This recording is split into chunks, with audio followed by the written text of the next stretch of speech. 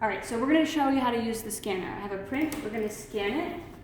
I like to line it up to this upper left corner, close the lid, and I'm gonna go onto the desktop here and click Epson Scan 2. Sorry, could you show where you clicked again? Right here. Epson Scan 2. All right, so when I have the scanner open, I'm gonna go ahead and preview. Preview button is right down here, preview.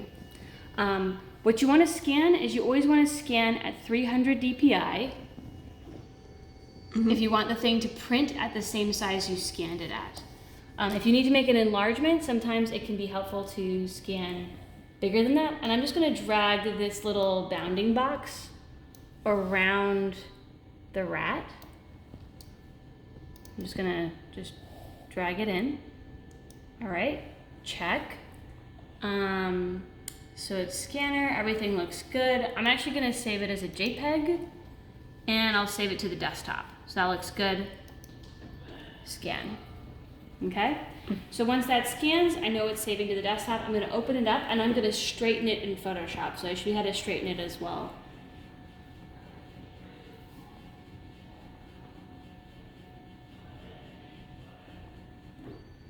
Okay, so I'm gonna go ahead and open this into Photoshop right there. Okay, so I've noticed it's a little bit crooked. I'm gonna fix that right now by clicking the crop tool right here. And once I've clicked it, this will appear. This is like a little bubble level.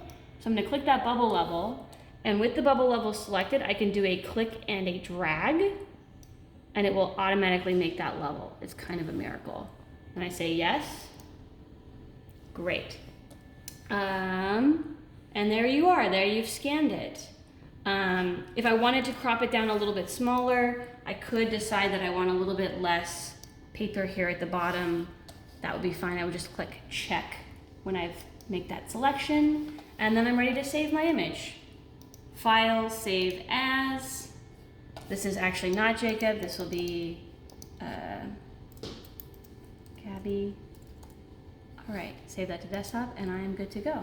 Always save it at 12. Maximum resolution. Done. Thank you. Yay.